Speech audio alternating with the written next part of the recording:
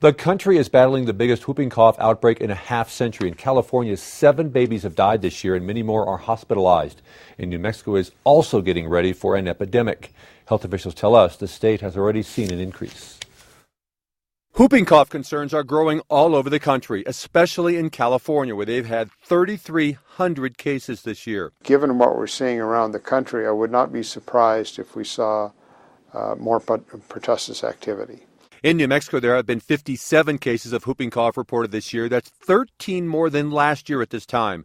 21 of those reports came from Bernalillo County, which has parents concerned. It's usually an immunization question, whether or not they should get their kids immunized and that sort of thing. And it's one of those things where I say, we're hearing a lot more about whooping cough in the media. Whooping cough, or pertussis, is a highly infectious respiratory tract illness that is more likely to kill very young children, but vaccinations can help stop its spread. It's a question of are their kids at risk? And if they're being immunized at the appropriate times, then that certainly minimizes the risk for whooping cough. With kids being back in school potentially infecting each other and the recent increases in whooping cough in New Mexico, doctors say get protected. If they're behind on their immunizations, now's a good time to get up to date.